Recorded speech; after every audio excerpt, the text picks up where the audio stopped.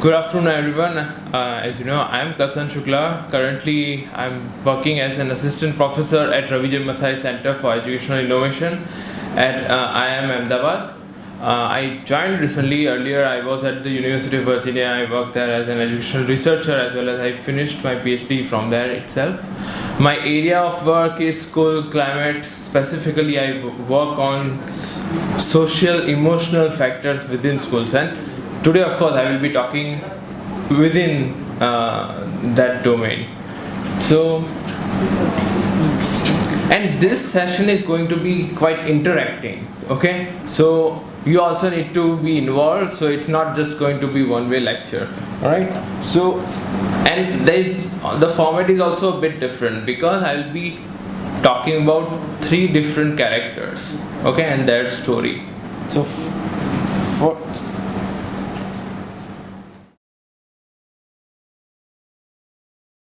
I think, is it readable at the back? So here there are these three big factors. Student learning.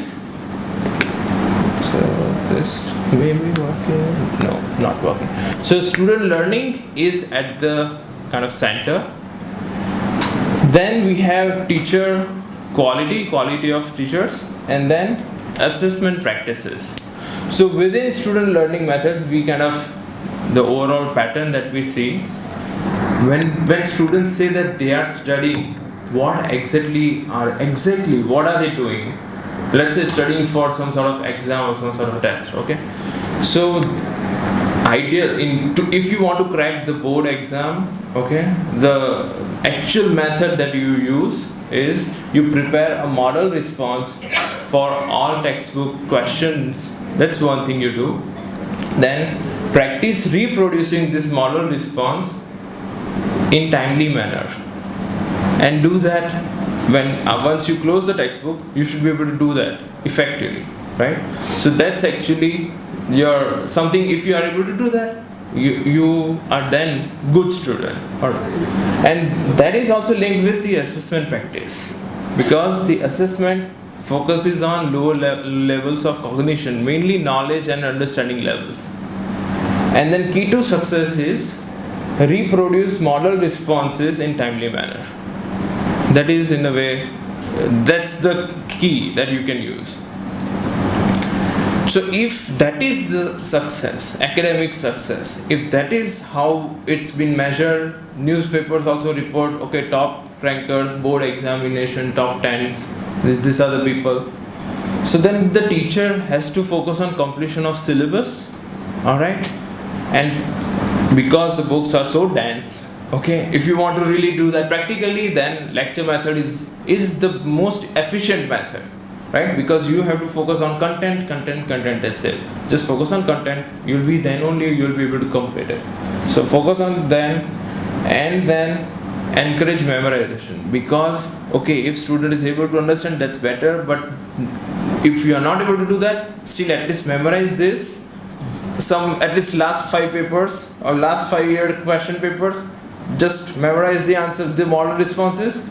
If you are able to reproduce that within timely manner, okay, I'll be relieved, because then your success will be my success as well, right? So that is the thing. And then parents also are part of it, right? So parents also actually try to push their children for this sort of reproduction of text in timely manner. They provide all the support system for that. And one of the bigger thing is also then, okay, in schools, if it is not sufficient practice, then we have tuition and other factors being supported, all right? So now we are actually focusing on this ecological system that we have created collectively, all right? So, and in private tutoring, what exactly is happening? Conceptual clarity for 10 minutes, then you focus on drill and practice. Drill, practice, drill, practice, drill, practice. The more you can do, the better students are prepared. That's the idea, alright? So actually, that is what the role of private tutoring and coaching centers, that is the role that they have. And then within teacher quality, of course, teachers, we can talk about pre-service training and in-service training, the lack of, we all know the status of B.Ed programs in India. And then if we then go deeper into the working conditions of teachers, I'm not talking about some of the elite private schools, I'm talking about across India, especially in government schools we see this, in low-fee private schools we see this. Every day 6 lectures, 7 lectures, already just half an hour of free time, like constant talking. Okay, listening can be difficult, but this constant talking can be even more difficult, right? So this is the working condition, and then there is no sort of tenure track. So once you take up this job, maybe you remain within this job forever, right? Principals come in the picture, the district comes into the picture, the state administration also comes into the picture. Now the scenario is getting interesting, mainly because these state administrators, they actually do this at least very at the micro level. Management also is done through the state administrators. For example, hiring, firing people in schools, development of curriculum, designing curriculum, coming up with board exams, and then question paper preparation, everything is done at central level. So the district level administrator job is to just work as an extended hand and just make sure things are getting implemented correctly the way the state wants, right? So that's what they do. And the principal's job is actually to follow their instructions. Whatever the state wants and the district wants, you have to comply with that. So principals focus on that, and then how they can push their workforce, teachers, in order to achieve these objectives, right? So that is why instead of focusing on teaching and learning, the exercise becomes like, okay, if state wants something, district has to support that, principal has to support districts, teachers have to support principal, then students, they have to actually just do nothing. So that's how the entire system is currently flipped. And success in current scenario is actually reproducing text in timely manner. That's what academic success actually has been reduced to. If this is the scenario, then let us talk about this young principal Mihir. Now this is now he is going to be all of our collective friend.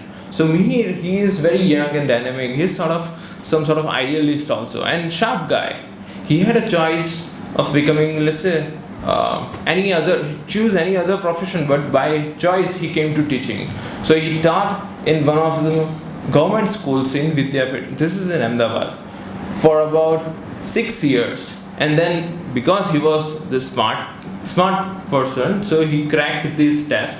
So in Gujarat we have this head teacher aptitude test. So if you crack it, you can be offered a principalship, right? So he cracked it, and then he was offered post in Sidhpur Prathamik Shala. So it's one of the government primary schools, and then he was directly recruited there as a principal. Now in Gujarat we have something called Gunotsav. Now that is annual assessment. Do you have something in Assam? Started now, but in second phase going. Right. So congratulations. So in Gujarat we have this exercise been going on since 2005. You know, Modi comes from Gujarat, right? So it was started in 2005. Now in Gunotsav, that is simple. We have to look at learning outcomes of students. That is important, right? But when you do this on statewide level, it's very difficult. All right, there are almost 40,000 schools, 40 to 50,000 schools in Gujarat. So extremely challenging task. So in order to operationalize this Gunotsav, what state does? It administers this test on one day, simultaneously across the entire state, from 6th grade to 8th, from 3rd standard to 8th standard for all children. And then of course the state cannot make sure that everything goes right. So at least on random basis, the state administrators crack down on about 10 to 15% of schools. So that's what they do. All schools have to conduct their own assessment and then submit the report next day. you just have 24 hours to submit your scores. Mostly it's done by self-evaluation, but on about 10 to 15% of schools, any IAS officer and any district officer, any state official can come to your school on random basis and will be administering the test, right? So that's how they make sure that okay, the system remains a bit transparent.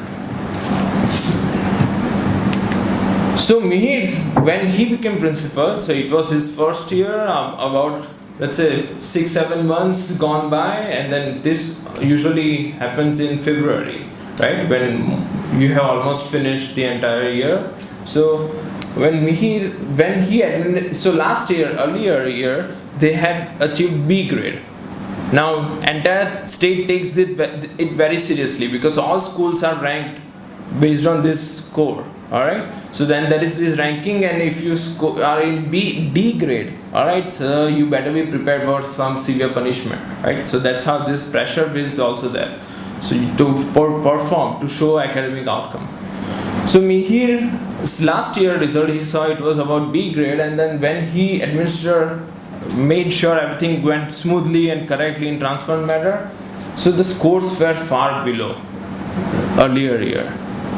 So now if your principal, if you administrator do very fine job and find out that your school actually sucks, it's pathetic outcome. So what do? You are the new principal, right? So he asked other senior teachers, okay, chalo batao, what did we do last year and then what to do with this? This is the result we are getting, right? So senior teachers advised him to submit the score similar to previous years with marginal increase, right? Senior teachers, don't be a hero, okay? Whatever we had last year, submit it with 2 or 3% increase only. Don't be super excited and don't increase 10%. Just increase within margin and submit that score, alright? And then he found that okay, earlier year people were doing the same thing. Alright, so that's how you can get away with it, and they ended up being a B grade school over years. So now, what to do? Okay, aap batao, what will you do? Any one person. You are the new guy, he is just 27, right? You have senior teachers who have worked in the school for 20 years, 30 years, telling you that this is how the system works. Everybody does it. You are not the only one. This is what we should do. What will you do? You followed that. You follow that. Not so. Okay. You both are disagreeing. Yes. Okay. I think you go with the same. Go with whatever gets. Yes, whatever his career shows. Okay. And the brilliance in his field of work. Probably he will not comply with the suggestions. Okay. So you are saying go with whatever results you have got. Yes, that what gentlemen, you are saying that at least go with senior teachers so that you have some support. Whatever happens, then everybody's there. Senior teachers are probably alluring him that this has been done in the previous year, so let us do like that. There is nothing wrong like that. Correct. And everybody does it. I think Mihir will not do this. Okay. This is personal opinion. Okay. We are actually giving opinions only. Right. Alright, so let us see what he did. He actually submitted original score. Actually he submitted, but then the results came out. So his school dropped down far below, barely making it C level. Barely, just crossing D and barely making it to C level. Now state administration also has some job. Okay. This was around in 2011 or something. In 2012 we had state elections. Okay, so that is not a good time to become hero, right? So randomly now Mihir's fate, it happened that he was chosen as the one person, one case, so that everybody, all other principals get the message.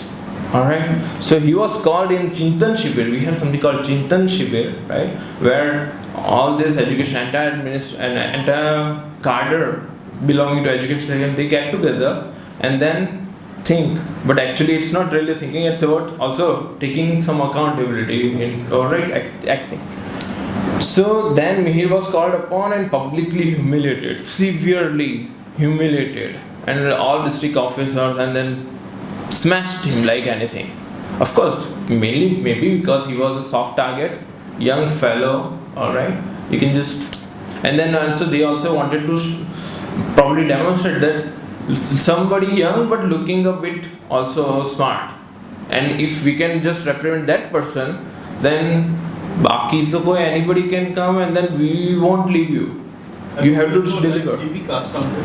What? Was it broadcast live on TV by No. There is no broadcast. Also, I don't think media is also not allowed. It's media is briefed afterwards. But this is indoors. But then this sort of reprimand, yeah, you have to listen, right? Because, and also people ask you, "Kem na thayao?" Like it meaning that why you could not deliver. But you are principal there, everybody is minister and the others are officials, so you just keep quiet.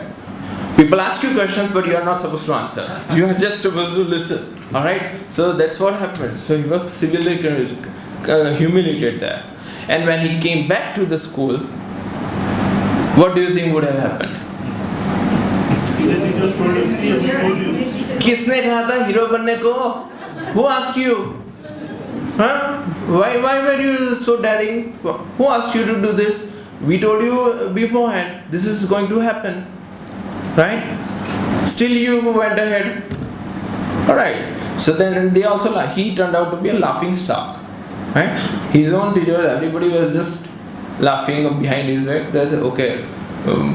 Poor. Of course, there was also some sense of pity from some sections, but mostly people were just laughing like क्या करके आया पूरी school का नाम बिगाड़ दिया इससे तो right it's completely ruined our name and things like that. So humiliated at home as well, right? Even at his own school. And then he decided, I don't care now. I'll just submit whatever they want, right? And that's what I'll do now. I don't really care about whatever outcomes they get. This is what they want, I'll just give it. When these things happen, schools start becoming irrelevant, right? Let's look at some other case. Now, this is the case of a parent, Ishrat. I'll quickly talk about this one. So, Ishrat feels like her daughter, Zaida, she's about 12 years old, is gifted with scientific abilities. And so currently Zaida studies in one elite English medium school, and then also she is scoring top score in math, science, and then she is always top of the class. So, but Ishrat is not really satisfied. The mother thinks that Zaida is doing fine, but every good student in any other school would also be doing the same. And then, but I want her to become a world-class scientist. Now that is what the mother wants. So getting, let's say, straight A's, no, I'm not satisfied with it. Any other school, you go to another school, there is a topper there. Alright? So I'm not satisfied with. And then, so the mother wants to put her daughter into different activities related to math and science. However, she feels that Zaida is not getting enough time. She doesn't have time, mainly because of her long hours of school. Because of her school, she is not getting enough time. And she is seriously considering homeschooling Zaida. Alright, and let us see the schedule of Zaida, what it's like. So currently, as of now, this is Zaida's schedule, much tighter than my personal schedule, right? So let's see. Of course, has lunch in the school, and then around 2, she returns home. 2:30, 3:30, some nap time, right? From 4 to, of course, then some light snacks, and then 5 to 6, 1 hour of math or science tuition. After that, some music or some sports activity, and then dinner, and 8 to 10 or 11 it can also go to 12, homework and finishing studying for the next day. About 3 hours of homework, that's normal, right? That's normal. So this is the schedule the 12-year-old has. And the mother wants this child to become world-class scientist. But where is the time? My daughter does not have time. So what to do? Then again, for her, even this elite English medium private school became irrelevant. No matter what, I don't really want. Instead of that, I'll take my daughter to other science related I'll find excellent science math teachers, call up them at home instead of just 1 hour of, and within this tuition it's actually, when I asked what she was studying, she was at this point studying in a 7th, but at home she was studying 8th standard math and science, alright, 1 year in advance. And then so the mother Ishrat feels that instead of that, now she's thinking of starting some sort of, let's say, experimentation, taking her to museums, and then there is also science center that we have, so making permanent member, and then taking her child to everywhere else, so that some sort of scientific thinking can be developed, exposure can be widened, things like that.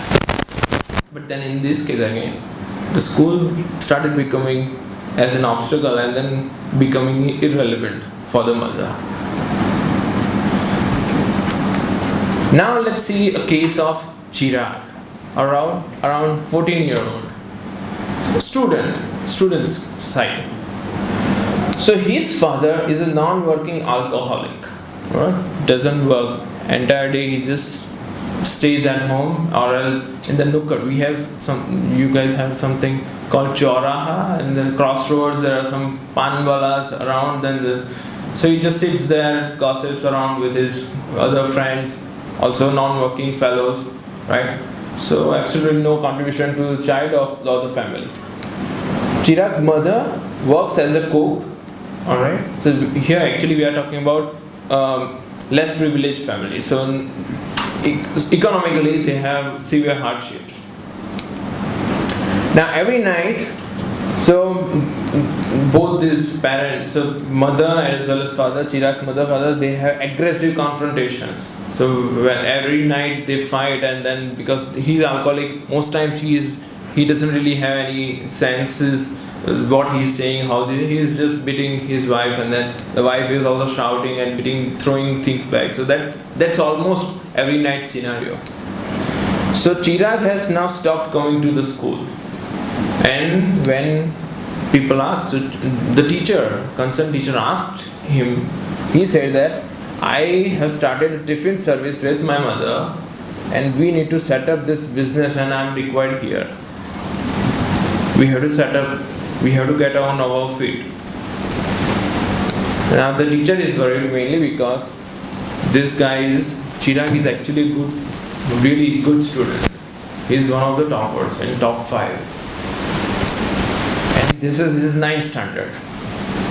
So 1 more, 2 more, 3 more years, but then guy could be at some other place, in some other good college, maybe, who knows, top institutes. But then he is about to drop out now. Again, the school is becoming irrelevant for him. There are other things more important, right?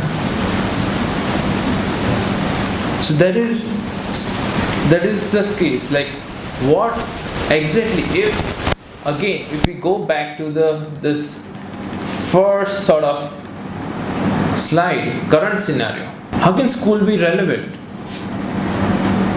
So then we have to ask another question, like, what are the desired student outcomes? Certainly not reproduction of text in timely manner. That's not really an outcome that we are interested in. So what are the outcomes?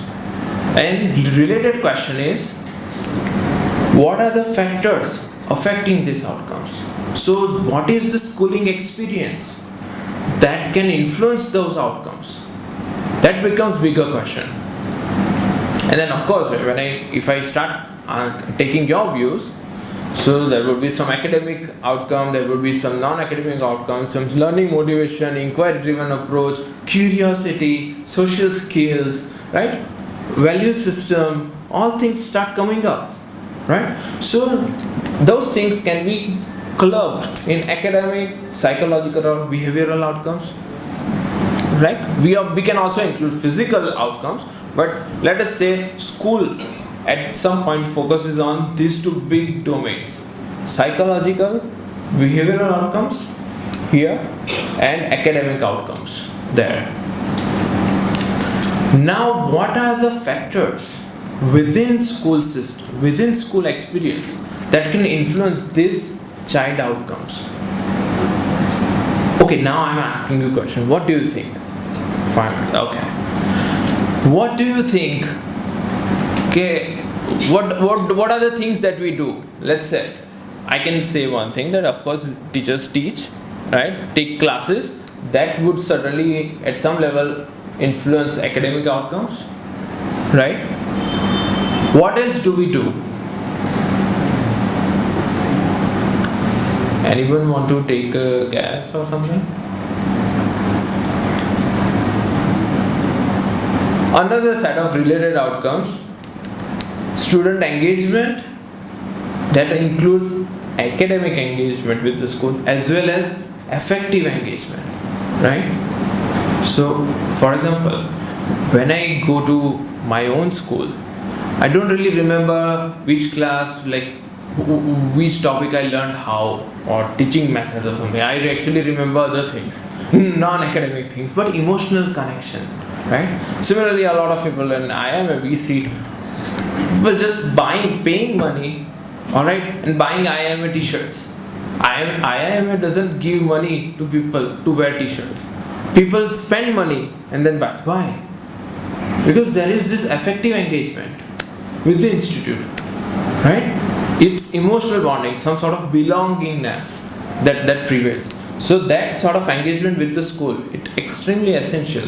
Similarly, academic engagement, of course, with the school activities, whatever learning that happens in the school.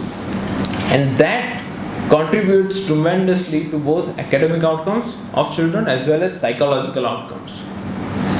Similarly, this sense of safety. In India, we don't really talk about it, but it is extremely essential. Prevalence of teasing and bullying in school. Similarly, sort of victimization, peer aggression, bullying by the teachers, right, as well. Someone, of course, there are cases other way around, teachers being bullied by students as well. But those things create this entire social context of feeling very insecure. So why would a child go to a place which is insecure, right? So, and those things cumulatively contribute to dropping out, and then school starts becoming completely irrelevant. And these student level outcomes, something that we do in school is these things: disciplinary practices, right? There are some policies, there is some sort of implementation, all right? But if the policies are clear across the entire body of student body, teachers, all the stakeholders, implemented consistently as well as in fair manner. If these three things are done right, then disciplinary practices can strongly influence the students' safety as well as engagement domains. Similar teaching learning practices, we talk a lot about it, so I'm not going to talk too much about it, mainly because of the time constraint. But of course, there are even teachers' expectations from the children. Okay, forget about teaching, how you are teaching, whether you are explanation, questioning, other skills. But if you expect something from the student, that itself is one of the biggest predictors of success, child success. At least teacher is expecting something from me, that I am going to do something. That itself is one of the strongest predictors.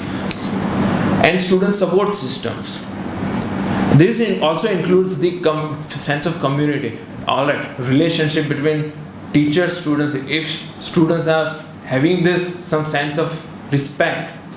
Do they feel that? So we have conducted questionnaires, and some students say that in past 5 years, this teacher has never used my name while referring to me. Alright? Always being called upon by some other names. Never used my name.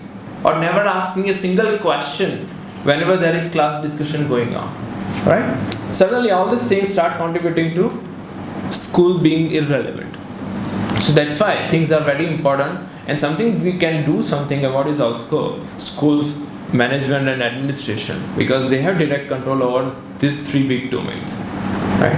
I'll quickly round off, just a couple of minutes. Alright. What is the relations BW teachers? Between. So relations between teachers, students, teachers and teachers also.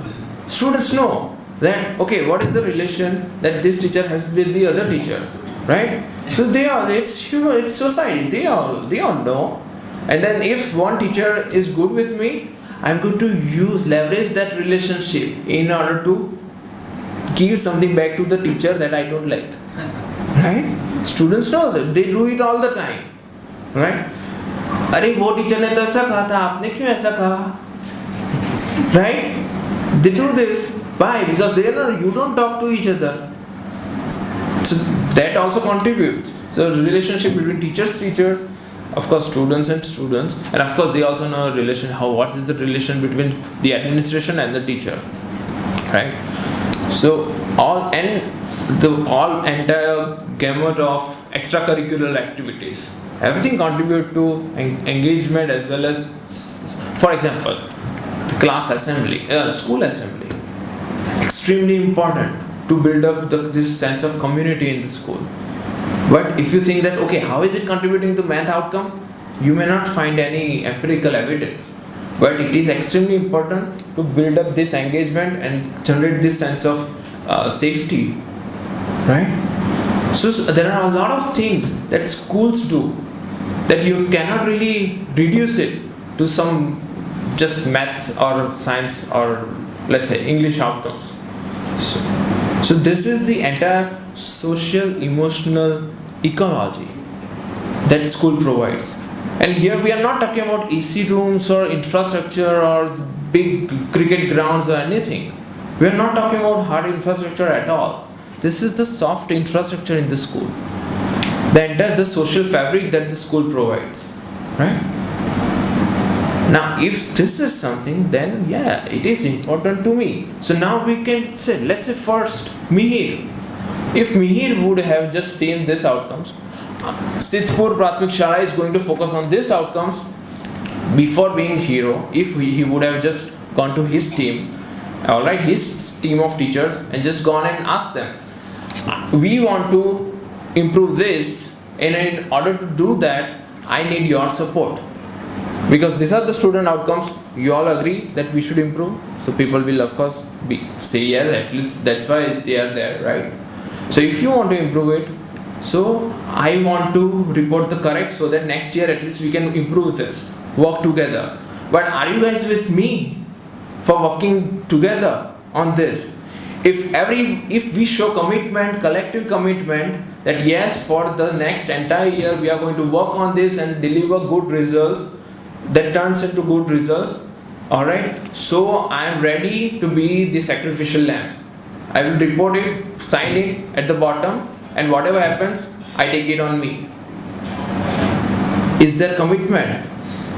Now, if your principal asks you this, then if you are the teacher, would you say yes or no? Say yes. Because he is ready to take up the responsibility for you. We'll say yes. So instead of just going without any communication, at least build up, share your problems with your team.